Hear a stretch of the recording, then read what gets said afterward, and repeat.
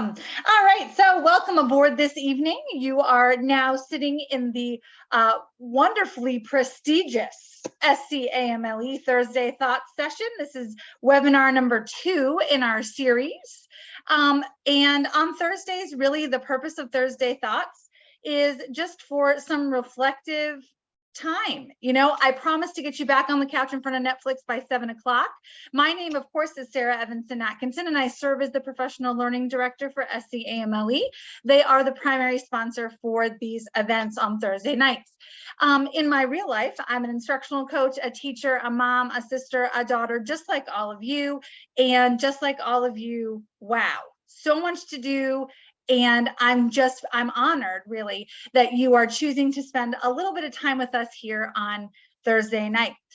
Please help me welcome Dr. David McDonald, SCAMLE's Executive Director. And while he's doing his piece, what I'm going to do is I'm going to put some really valuable stuff into the chat. So please tune in while he's, and pay attention to him, of course. But I'm going to put some really great stuff into the chat. Dr. McDonald, welcome aboard, sir. Thank you, Sarah. Thank you so much. We're glad y'all are here tonight. Sarah has way too much energy for it to be after 5 p.m. after working all day in the school. So thank you for having that energy, Sarah. That's what we all need. As Sarah said, I'm David McDonald. I have the pleasure of serving as the Executive Director. No. I'll MLE. be able to focus better if I have it. Have the sole mission of providing you with opportunities to learn and grow as a professional. And so we look forward each week and through every event that we host to welcoming you to the table and giving you the opportunity to learn, grow, share, and all those great things. So just a couple of reminders for you. These events are made free to you as a member of SCAMLE. So if your school hasn't yet joined this year, I would encourage you to talk with your school leadership about making sure that they have completed their membership application for this year. It's the cheapest membership that any school can pay for, and we do that on purpose so that we can provide these great opportunities for learning. I also want to thank our volunteers. We have a wonderful, terrific board. I see a couple of members from our board on this meeting tonight, and we certainly could not do this work without them. So I'm very fortunate to work alongside them. Don't forget that the 46th annual gathering of middle-level educators will happen March 3rd through 5th in Myrtle Beach, South Carolina. It's the only group where all of us crazy middle school people get together once a year. So we want to encourage you to be there. We have put out our call for presenters. So we're looking for people to present. If you haven't submitted something, please do. And go ahead and start bugging your principal now about money to pay for you to attend. So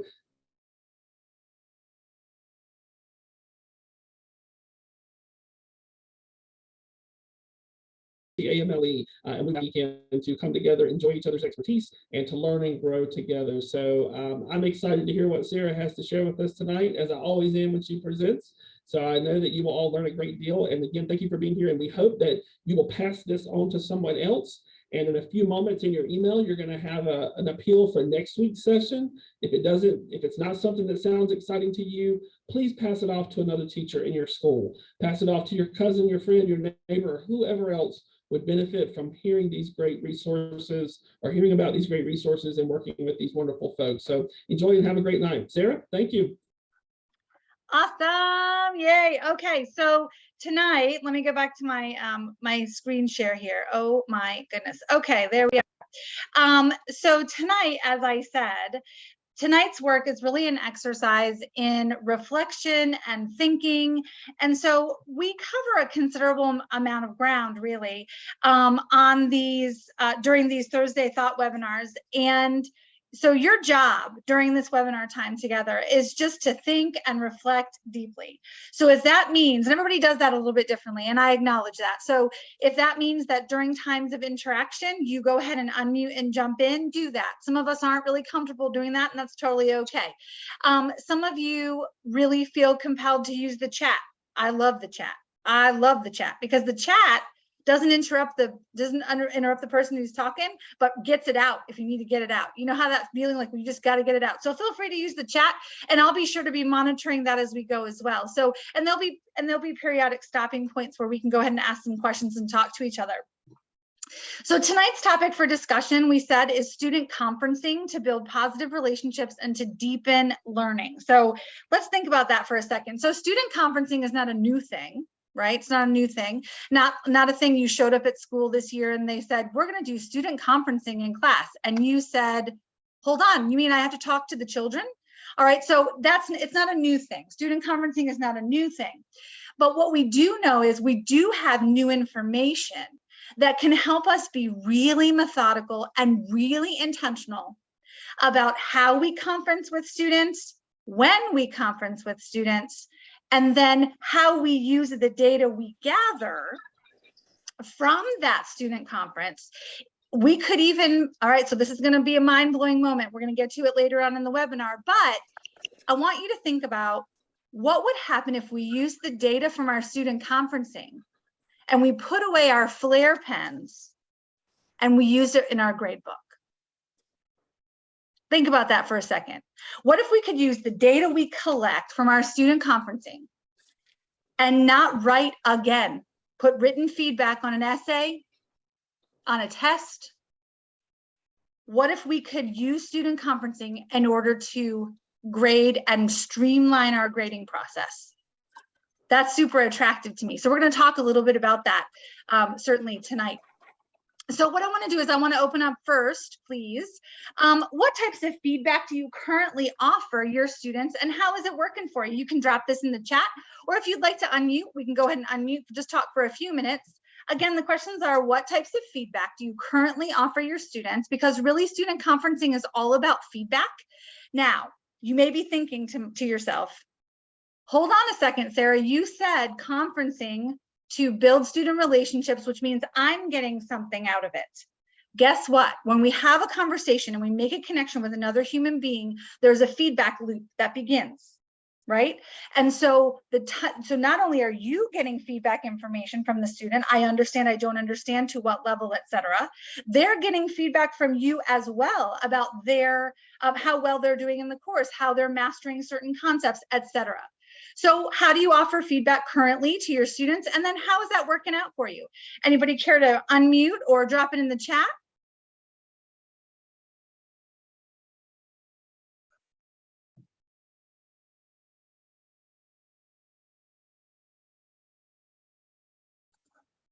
Now, while you're thinking and getting your confidence up to either unmute or to drop it in the chat, I do want to point out that at the top of the chat, there is a link to a Google Drive folder. Now, in that Google Drive folder, there are resources from tonight. So all of the resources that I use, that I refer to write my content, I just drop in the folder so that you can see behind the curtain to see if there's anything in there that maybe I missed or something that would be helpful to you in your planning. And when we are done tonight, I'll also drop this presentation into that shared Google folder. So please make a note. Please make a note of the Google folder so that you can refer back to it later. All right, so we have somebody who's brave. Okay, so let's see. Lori says, I provide written feedback on Google Classroom, but I don't think they often read it. Yep, big problem, right? Adolescents don't like to read what we wrote because they skim ahead and they try to find the grade. That's all they care about, right? They want to know what grade you're going to put in the grade book. And so they skim ahead, they look over your feedback, they see if it seems largely positive or largely negative because they're getting ready. They want to know if they're going to get an A or a C. And so they want to know, and so they skim, right? Sometimes they don't understand the written feedback. Bravo, true story. Sometimes when we are reading and grading an essay, for example, we might use the language of the standard because we're supposed to, but the students may not be ready to hear the language of the standard. For sure, Lori, thank you. I try to walk around during class, but I seem to hit the same students rather than getting to everyone. Absolutely. Totally happens. And we have to be, and when we're talking about student conferencing, it's really important to be intentional. Really important to be intentional about who we talk to, how often we talk to them, and what we talk to them about. So because our time is very, very valuable, that is true. And guess what? I've never spoken to a student who said that they wanted less of their teacher. They always want more of us. They always want more of us. Kedra offers, let's see, actionable feedback, then peer feedback as students show understanding. Absolutely, you want to invite peers into this process. Your elbow partner is a really valuable thought partner in your learning process. Absolutely good. Sticky notes, Nanita says sticky notes to provide feedback as I walk around. Good, sticky notes are really great. Any kind of tactile notes you can give are really powerful. The kids will keep them for a really long time. If you've ever seen a middle schooler, they'll hold on to your positive sticky note and it'll be in their notebook in May, and it looks all worn around the and tattered around the edges. You got to love them, guys. You got to love them. Absolutely. So those are, and by the way, none of these are wrong answers. None of these are wrong answers. Exit ticket that asks, what did I learn and understand? What am I still struggling with? Exit tickets are very powerful formative feedback and formative assessment for the teacher, for sure. And that reflective moment of asking students, hey, what did I learn? What did I learn today? Because adolescents are notorious for getting into the car in the afternoon. What did you learn today? Nothing. Yep, that's my favorite answer, right? Nothing. And so this forces them to have that reflective moment. What am I still struggling with? That's a really vulnerable thing to answer, but a really important one. So what I want you to sort of get your head around and get perspective on is that conferencing is just one other arrow in the quiver, right? Student conferencing is one other tool that's available to us to maintain that constant communication loop that we know is so valuable for our students, not only for their learning, but also for their feelings, to make sure that they feel connected to you, feel connected to the school, feel connected to your classroom and the classroom community that you carefully built. So, student conferencing is just that. It is one other tool that we can become really, really great at, and that we can use for that conversation loop. Now, sometimes the feedback that we offer, I love this graphic because you can take a look. So the teacher is so intent giving all this feedback, and the kid is like, what is she talking about? And he's not being mean about it, but just sometimes we get really excited and the kids have no clue. The kids have no clue what we're excited about. So it's really important. I pulled this off of out of an article, and I want to read to you, and you'll notice here, this is like old school highlighting. I love it. Okay, but here's my question. So why conferencing? Conferences help you see what students really know.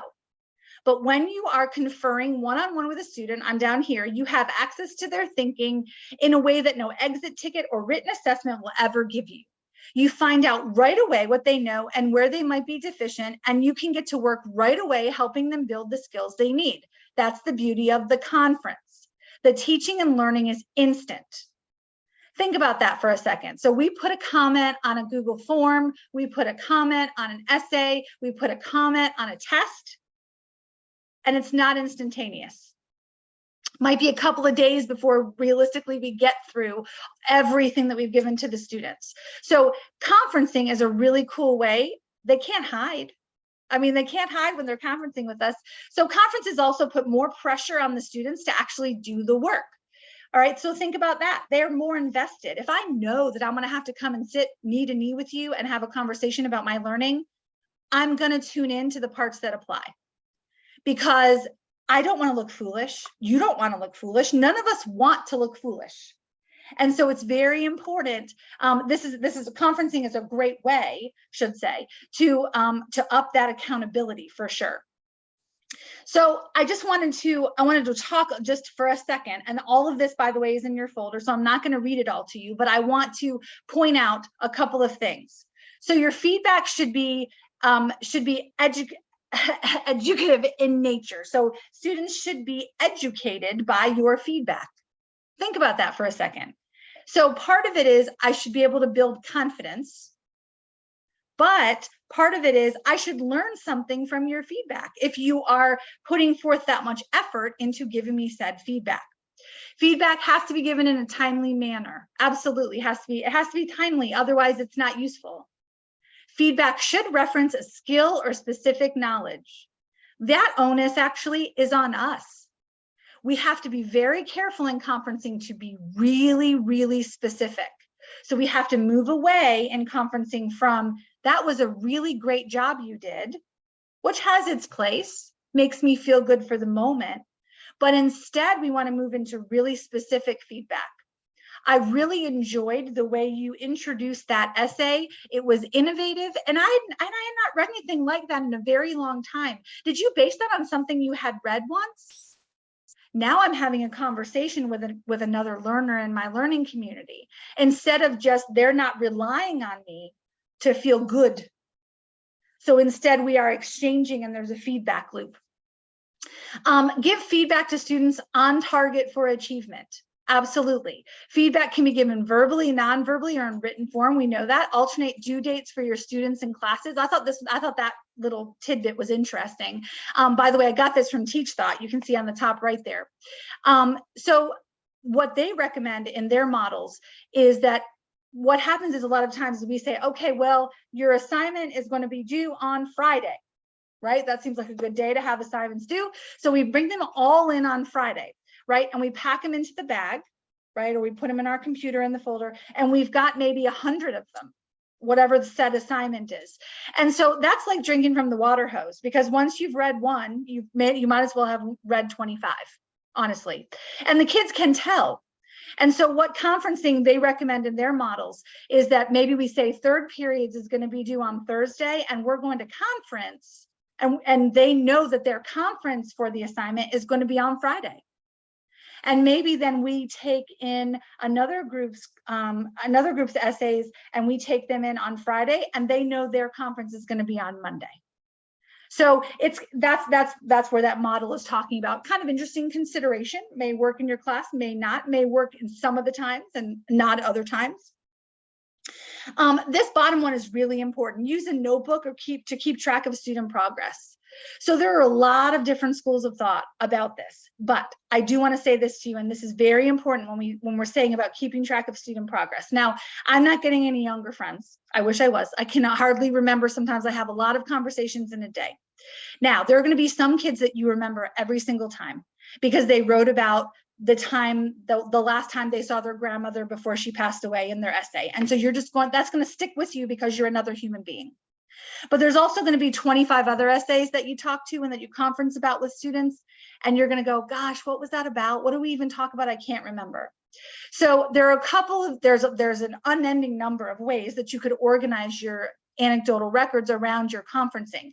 One year I ran out of teacher money, and so I bought, I was teaching 5 classes at the time, 5 periods, and so I bought 5 little composition books, and I told the kids, okay, well, each one of these pages belongs to each one of you in this class, and when we fill up a page, we'll go on to another one, and that was it.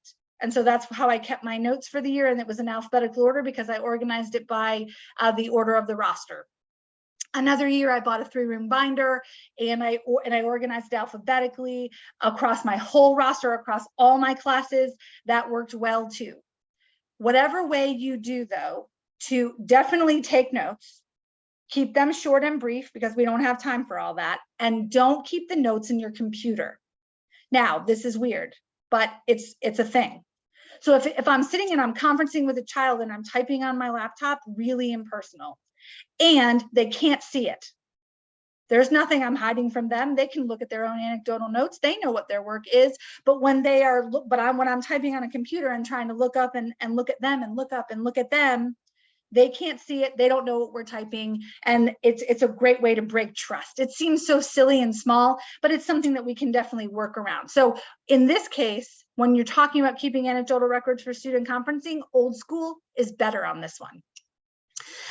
Definitely one-on-one conferences are really powerful when we can sit knee to knee with a child, but I love snatching up 2 or 3 kids who have something in common and having a joint conference with 2 or 3 students at one time. You can get more students through that conferencing cycle, number 1. And number 2, the coolest moment is when the students are sitting around the table and they look at each other and they go, huh, you have trouble with introductions too?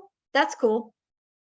And all of a sudden you built a little mini community inside your learning community. Very powerful. Now remember that you want to keep these micro. So you want to concentrate on one ability because you want to keep them brief. There's no adolescent I've ever met who has any desire to sit with their teacher for an extended period of time while they're stared at. Very weird and awkward. I don't like it either. So I prefer to look at these conferences as little chats. I'm going to chat about what you're doing well. I'm going to chat about goals you have for what you're still struggling with, because I'm the one who can help. And then we're going to figure out a path forward together. And I'm going to be in and out of there in no more than 3 or 4 minutes. Like, I'm not going to hang around all day, because adolescents, and anybody really, I mean, do you want to go sit with your principal for minutes? I mean, no way. I don't. Yeah, I don't want those uncomfortable conversations, right? So like, just a couple of minutes and get out. And because we want to keep them very, very micro. Have the student take notes if that works for you. I generally don't have the student take notes because I want them to be focused on our conversation. You could use Post-it notes. A lot of people do. I've worked with several teachers who give the students 3 Post-it notes before the conference, and they'll say, write down one goal you have for your reading, write down one question you have for your reading, and write down a question you have for the teacher, for example, to prepare for the conference. That can work too. Sometimes the students just need to know when they're going to conference with you, and so that they can be mentally kind of prepared to have a conversation with you. And by the way, if you have any introverted friends, they need to know when you're going to come by too. So the kids are the same way. So if they can know what to expect, I'm going to ask you the following 3 questions in our conference. You have nothing to be afraid of, but here's what I'm going to do. Make sure your praise is genuine. We said that, right?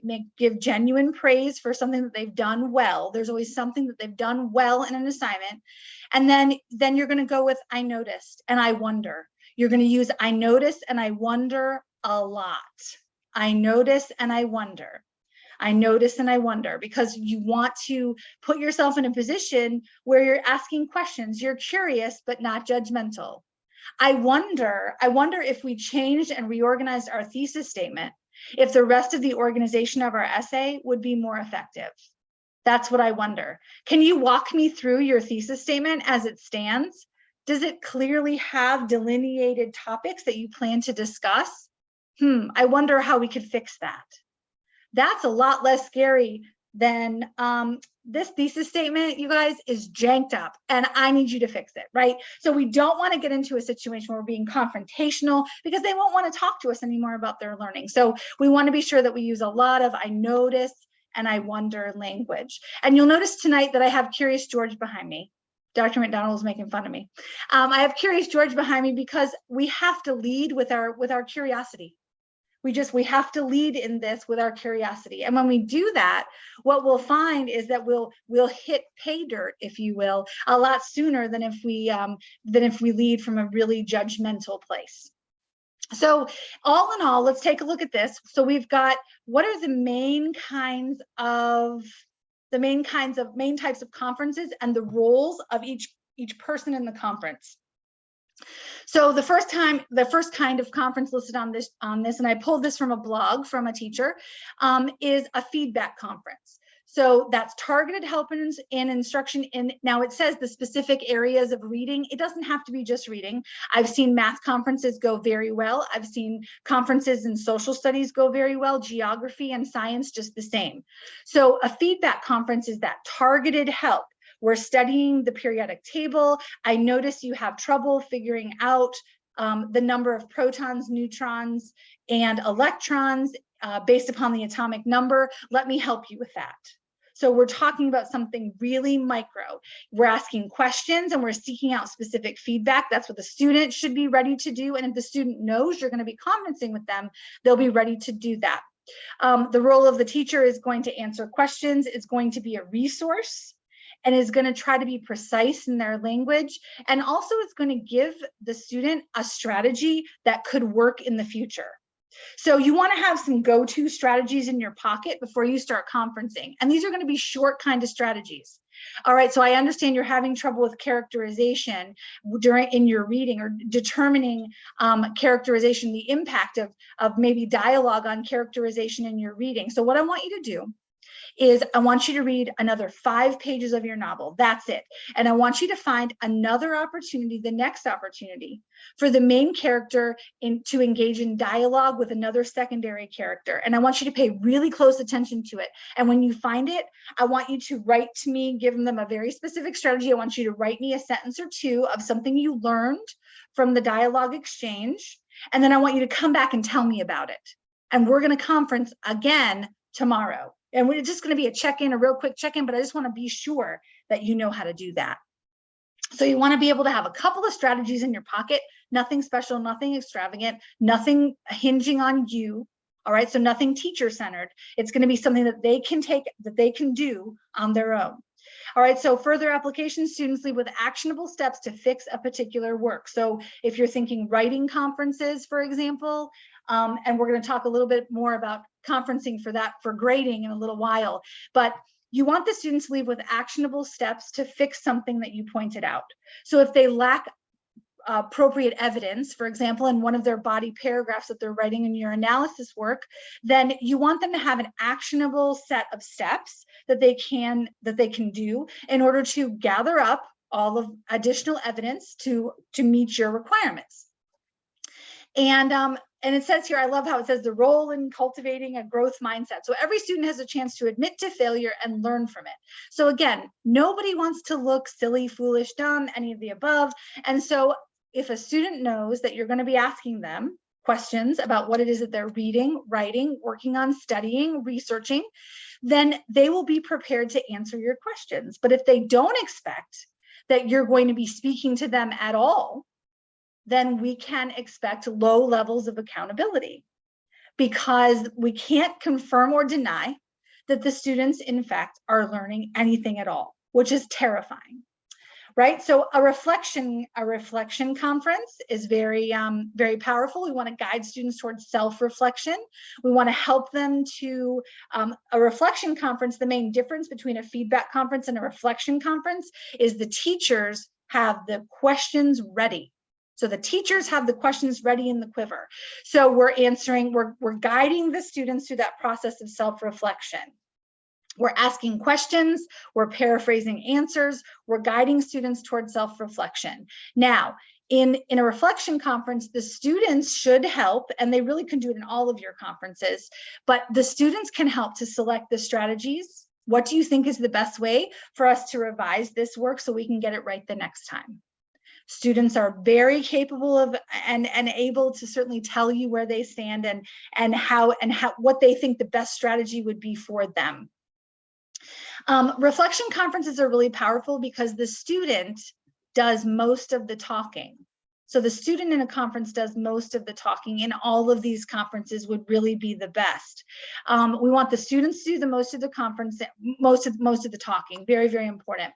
Now, a mastery conference is just about standards-based learning. And this is really more, I think I call in my head a mastery conference a goal-setting conference.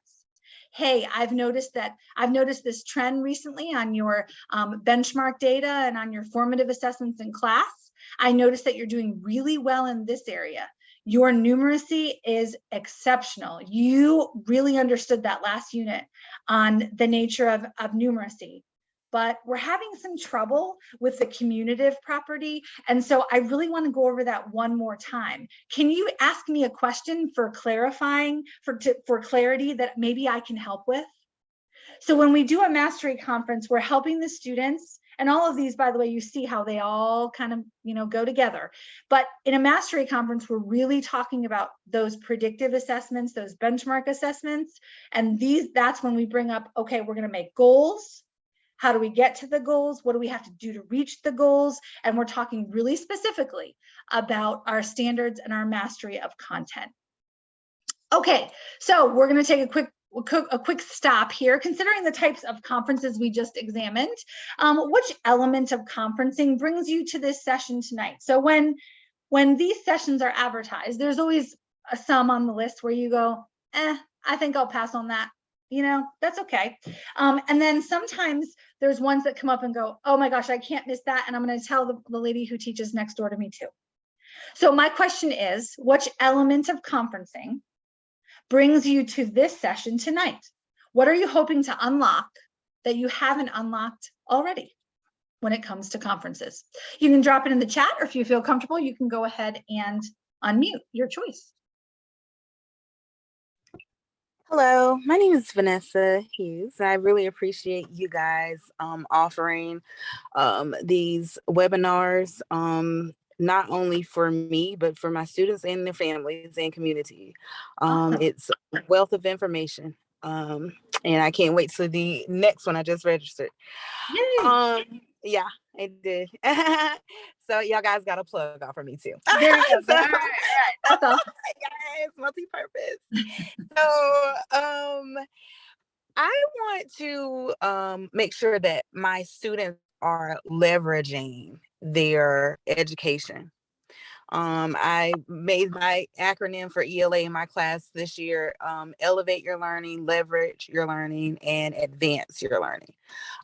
So that's what I'm wanting my students to do with our conferences, with our data, and take the information that I'm getting as leverage for myself to make sure that they are putting themselves in a position of empowering that leverage. Okay, so Vanessa, I'm good. You can go ahead and take over the rest of the session tonight. Like, I'm blown away. You take it home. So I do want to say this. I want to say this. So you are on to something for sure, because conferencing allows students to leverage this information and do it in a timely fashion, which they couldn't do before because we had no way to check, or we have limited ways to check, right? We can wait until a second assessment rolls around. We could do that, and then we can check to see if they've adjusted their understanding or they're being more careful about their learning. But in a conferencing situation, we have instant accountability, and I can check up on you in 5 minutes. I can check up on you in 20 minutes, and I can check up on you in 24 hours. So Vanessa brings up a really excellent point, is if we want our students to leverage this information that they're learning in real time, the best way to do is talk to them. The best thing to do is to conference with them and go knee to knee and hold them accountable, because heaven knows they'll hold us accountable. No doubt about it. Lori says she wants to strengthen her conferencing with students in their academic work, but she also wants to improve her skills when conferencing with students in her homeroom class, such as goal setting and focusing on their overall well-being. Absolutely. You know, it's funny because a lot of times teachers will say, okay, so Lori's question sometimes comes out kind of weird in our professional, you know, in our professional setting, because it comes out like, can you tell me what to say, Sarah? Is there a script that we can use? And administrator types get angry when they hear that question, because they say, are you kidding me? You want me to write a conference for how you're supposed to have, or a script for how you're supposed to talk to somebody? That's what they want, right? So they want me to put this person on it, and they want me to put these resources in place, and they get frustrated. But really the question that's being asked is, can you give me a list of hot topics that I have to discuss? It's not the how so much. It's not the, it's more like the, I just need the hot topics so I know what to hit. We're good communicators, we're teachers, that's what we do.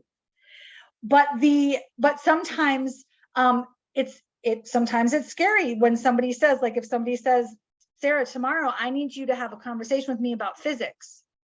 Well, I wish you the best of luck, because I can't do physics. I don't even like it. I'm like getting nervous right now just thinking about it. And the reality is that I just can't.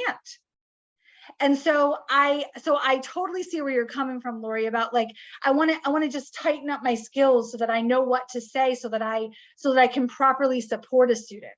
And I think that's where she's really coming from. Now in the folder, there is actually a tool in there which speaks to this specifically.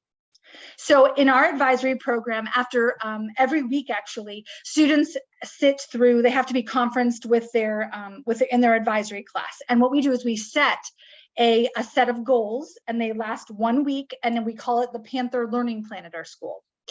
And actually it started a while back, and of all people, it was the math teachers who came and said, look, we're not dumb. We know what we're doing. We're really good at what we do, but we're just not sure how to have a goal setting conference. Like, can you just give us some, some tips on what we need to be sure to include, what we need to be sure to avoid, etc. That document is in that folder for your reference. So I would definitely recommend you take a second and look in there, because I put it in there last night, and it's a doozy, you all. It's a doozy. All right, so what I want to do is I want to do a little bit of simulation, and then we will we'll have our conversation continue here. So I want you to imagine for a second that this was a student's assignment. Okay, so this is the student's assignment. Their assignment was choose an iconic text. Obviously, that's in quotes because I've now at this point what that word iconic means. The students should have, a firm understanding of what an icon is. And I'm asking them to present it, so present the icon itself in a unique way to your classmates, and be sure to include a written analysis justifying why you believe your chosen text is iconic. Okay. All right. Kanisha just asked me real quick to repost the link for the Google Drive folder. And here we go. So I'll do this, and then we're going to take a look at student response to this iconic text. Okay. And this is what student A presents to their colleagues. Thank you for being a friend. Travel down the road and back again. Your heart is true. You're a pal and a confidant. And if you threw a party, invited everyone you knew, you would see the biggest gift would be from me, and the card attached would say, thank you for being a friend.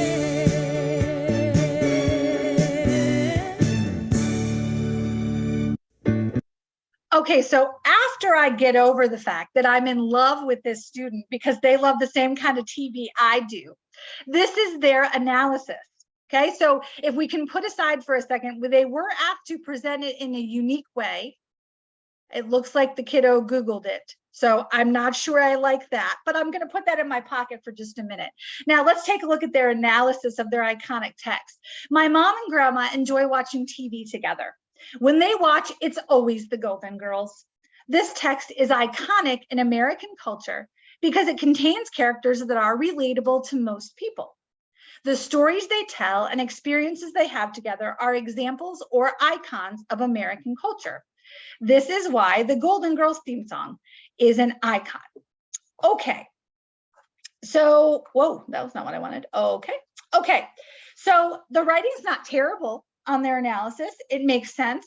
I've obviously taught the students, for example, that that the word iconic is linked up to examples, perfect examples. That's what I've made the link for them in my teaching. That's obviously happened.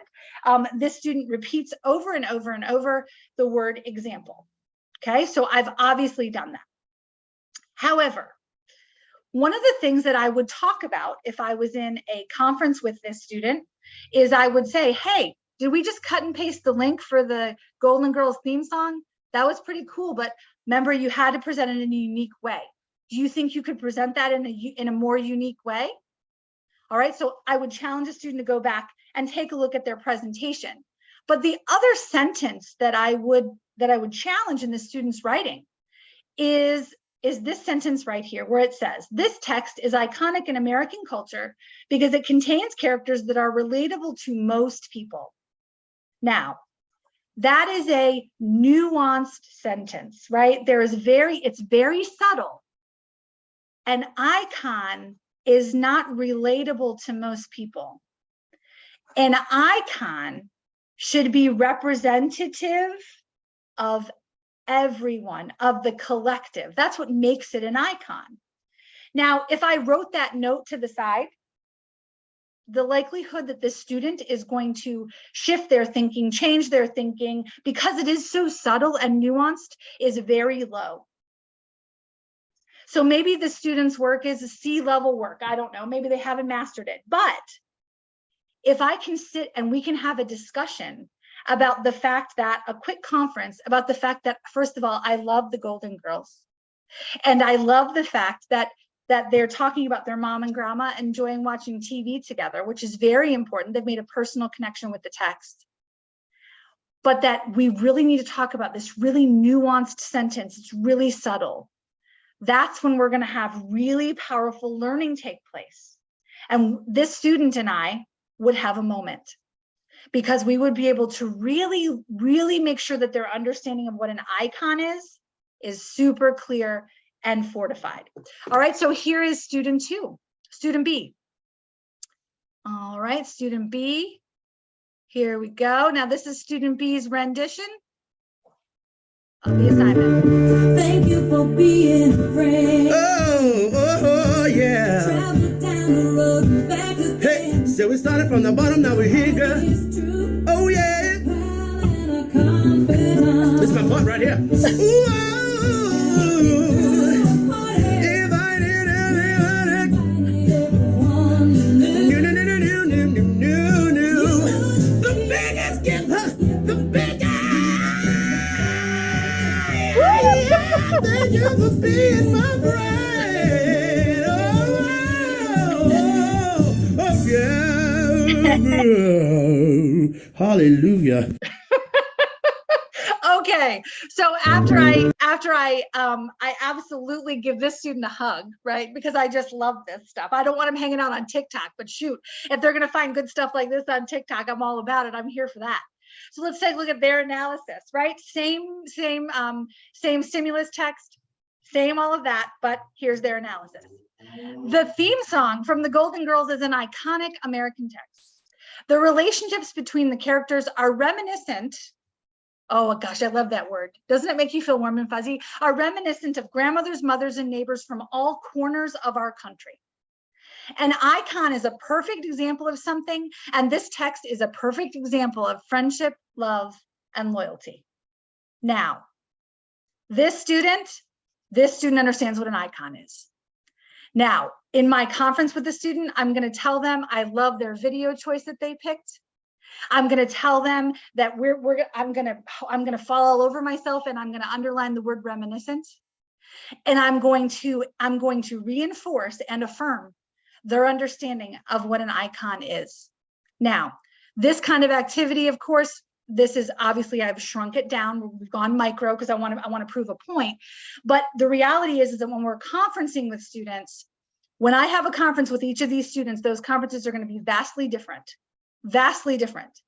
But they allow me to get at really subtle, nuanced differences in the learning, which our students require. So conferences allow for a high level of specificity that we can't provide in a written form because it just doesn't make sense. It's too hard, it's too complicated, it takes too long to explain my thought process. But when I'm sitting knee to knee with you, I can say, golly, that was creative. You did a fantastic job. And tell me what the word reminiscent means, because they're going to tell me, and then they're going to say, it makes me feel like, yes, we're close enough. Sounds good to me. All right. So we want to be sure. I want to cover the steps of an effective learning conference as we go. These are really, really important. Now, every single conference does it have to have all 5 of these steps? No, not necessarily. But if you want to be thorough, you want to be sure you don't miss anything, and you want to be sure to round out the learning, you want to at least touch on these 5 steps. We want to identify strengths. Every student has done something right. We want to be sure we identify their strengths. Ask students what they had the most difficulty with when working the assignment. Absolutely. Ask them what they had the most trouble with. Chances are it's probably something that you didn't do well because they were struggling. All right, so now number 3 would be a mini reteach or a clarify the challenging element. I really had trouble coming up with an idea of how to write the introductory sentence for my paragraph. All right, so let's talk about how we develop an idea, how we come up with an idea for an introduction. I can talk a student through that, so can you. All right, so we're going to do a mini reteach and we're going to clarify the challenging element. I got you. That's what it is. It's an educator's way of saying, I got you. All right, then we want to illuminate actionable steps to correct or enhance.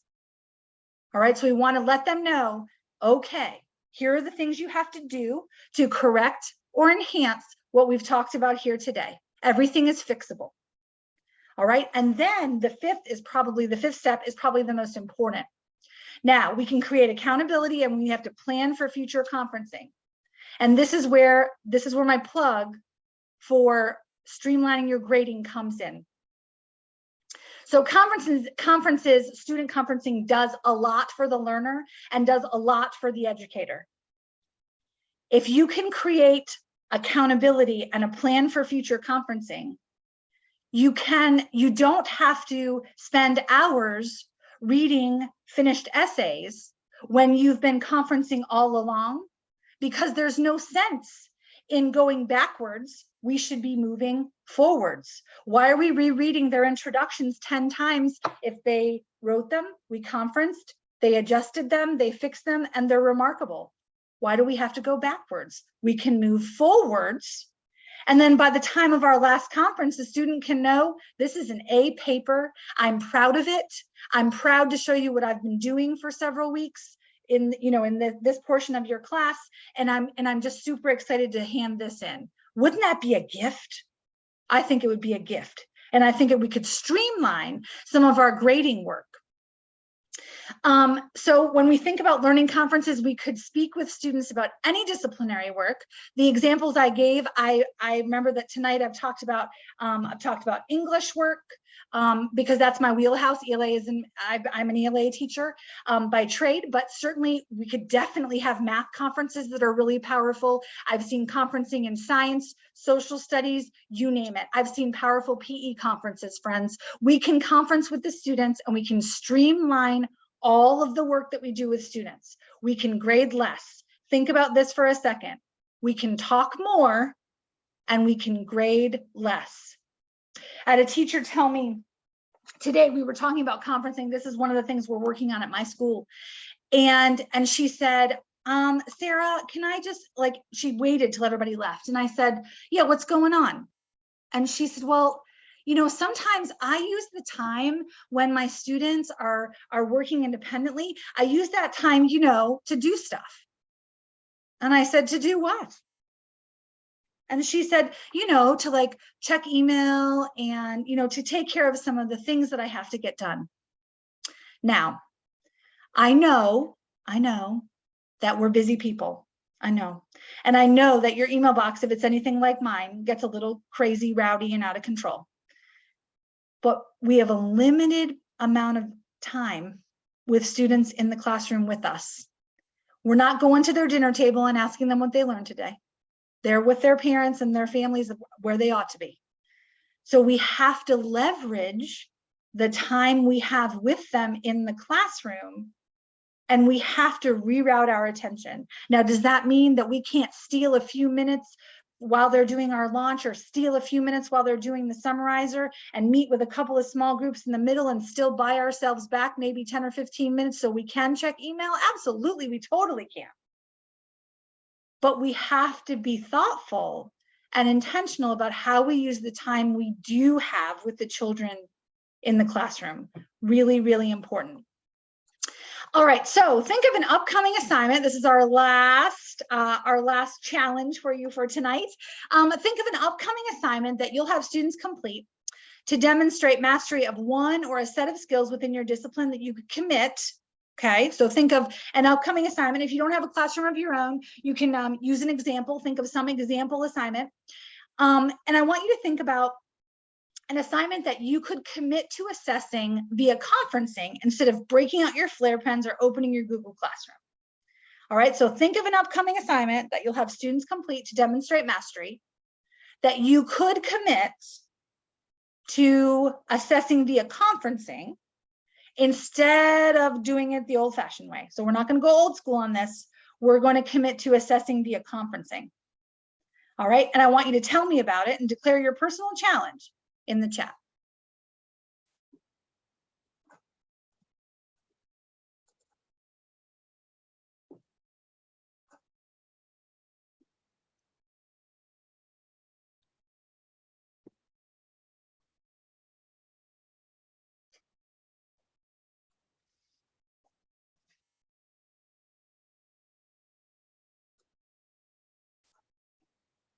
All right, so if you feel comfortable unmuting, you can unmute. Just tell us what kind of assignment do you think you could commit to using conferencing to assess instead of the old-fashioned way, and or you can drop it in the chat, your choice.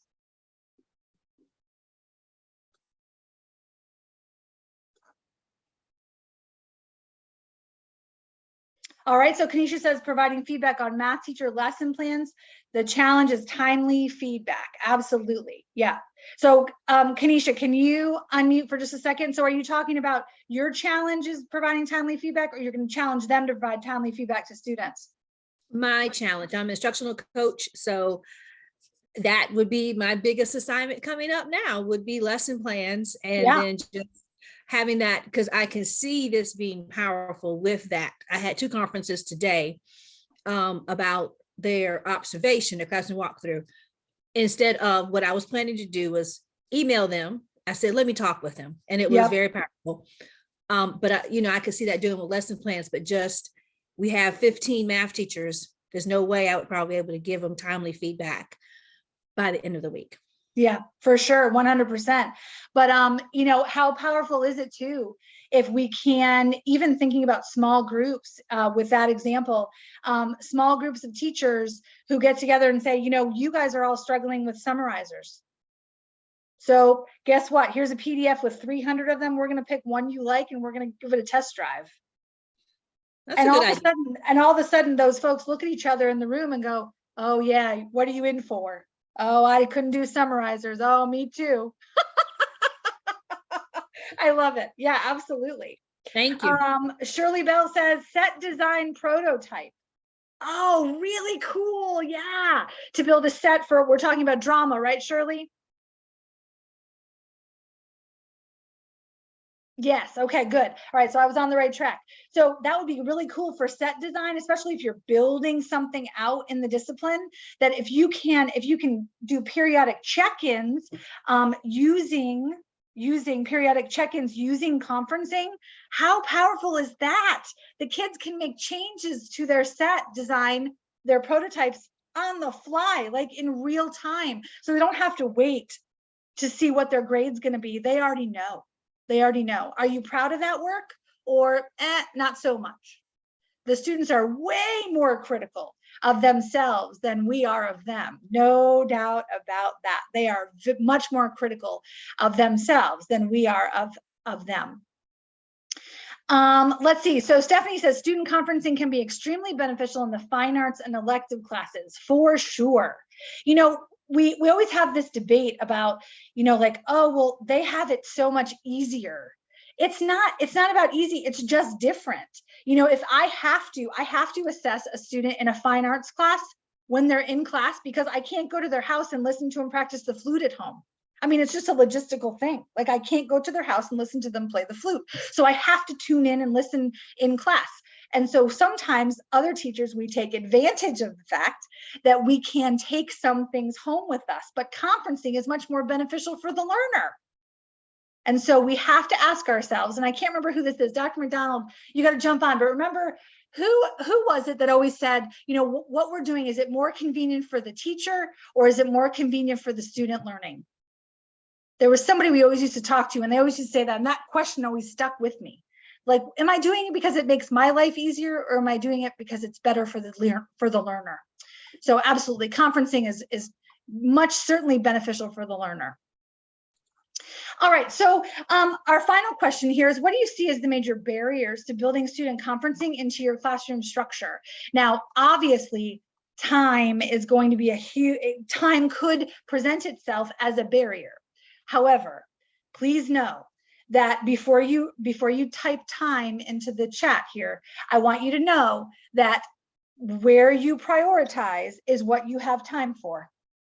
Okay, so if this is important to you, you'll build it in to your time structure, and you'll make time. We make time for things all the time. I don't really have time to run by Starbucks in the morning, and a couple of days a week I walk in with a Starbucks. Where our priorities are, we will make time for. All right, so let's see, Miss or Mr. Brooks says, I conference regularly to discuss progress in sight reading. We listen to their recording and talk about what skills are improving and what new goal we should set. Love that.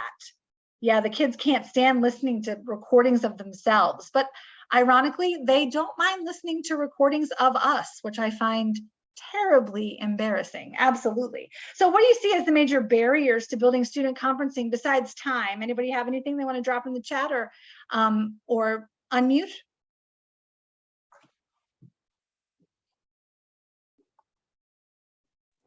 Hello.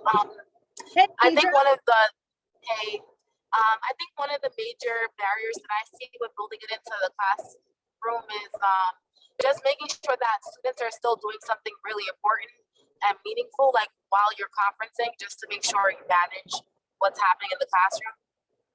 Yeah, Because if you're 100%. doing You bring, 101 yeah, Kedra, you bring a really important point to the forefront here. And I love the way you just said that. I love the way you just said that. When we say, the students who are not currently in conference, they have to be doing something really important. I love the way Kedra just said that, because it's really important that they're doing something important.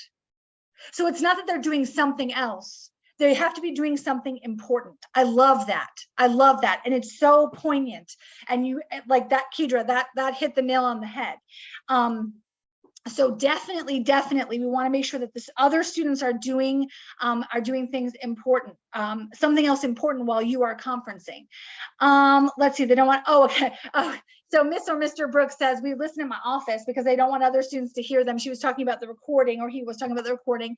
Lori says, I think one of the biggest barriers is being consistent. 100% truth.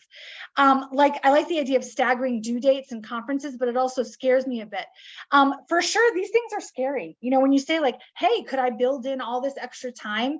I was in a meeting recently and one of the teachers said, oh, so I'm going to make sure that I conference with every student 1 time per 9 weeks. And I had to fix my face, y'all. I literally had to fix my face. I had to stand up, turn around, and then turn back at her. And I said, no, we're thinking like probably we need to be talking to every student with some kind of interaction every 2 weeks. Because if we wait 9 weeks, that's no accountability. That's not an accountability partnership. You know how much trouble I can get into with Haagen-Dazs in 9 weeks? I mean, when we're building accountability here, it can't be too long of an interval of time. Can't be too long. Absolutely. So Coach Goodman says, hi, Adrian, by the way, welcome aboard. Adrian says, providing frequent feedback in the midst of covering standards, for sure. That's why these conferences are brief, to the point, micro, targeted, all the things. We have to be sure that we're super targeted, because we got to get in and out of there really quickly, because we have lots of ground to cover. All right. These are great barriers that you all came up with. So, oh goodness, I have 2 minutes for final thoughts. I have 2 minutes, y'all, for final thoughts. I'm so excited. Okay, so final thoughts for tonight. I want to say this. When we have conferences with students, they have the potential to be very powerful learning tools. Don't feel like the other students can't eavesdrop. Don't feel like the other students can't overhear. Don't feel like the other students can't watch your conference. Now, that may seem a little contrary to what your sort of intuition says, which is, I want privacy. And certainly if a student is sharing something with you that is of dire importance, or they're sharing something personal with you, and it's, you know, it could lead to an SEL moment, okay, that should be in private. But if I'm talking to a child about an essay or about a math test, it is certainly okay for their colleagues to watch that, number one, they survived and they left with all their fingers and toes intact. All right. And also it's important for them to, it could be okay for their colleagues to say, dude, what did she talk to you about? Oh man, I had trouble with number 6. That was the hardest one. It's that commutative property. It gets me every time. And guess what? The other learners in their table, I guarantee you there's at least one who had the same kind of issue. And if you could help their friend, then maybe you could help them too. All right, so conferencing, use it, try it, love it, tell all your friends. I'm so excited. Thank you for coming out with me tonight. I promised you 7 o'clock back in front of Netflix. Stick with me for another minute. Okay, stick with me for one more minute. I am going to drop into the chat here your feedback form. And remember that the feedback form is how you can get yourself a certificate for tonight's event, because we all need more certificates in our life. I want to say thank you all so very much for your attention and your time tonight. And I've got 7 o'clock on the dot. Dr. McDonald, are you still with us tonight? I'm here. Thank you for a terrific, very informative session, Sarah. Great stuff. Woohoo! All right. And look, I promised you back on Netflix by 7. I promised you. I did it, y'all. I did it. 7 o'clock back on Netflix. You guys are phenomenal. Please have a wonderful evening. Please be safe. Please be sure to fill out my Google form so that we can make sure you get your certificate of participation. Remember to keep on tuning in to us on www.scamle.org. Again, we're extending our thanks to SCAMLE for their support of these really important Thursday webinars. Next Thursday, we'll be meeting again. So be checking social media, be checking the Facebook page, be checking the web page for how you can get involved with upcoming webinars. We're going to be taking a look at everything from how to read an IEP and put it into play to best practices in ELA, math, science, social studies, chorus, you name it. We're going to cover it in this series. So we hope you'll join us again, and please be sure to share with a friend. Thank you all so much. Have a great evening.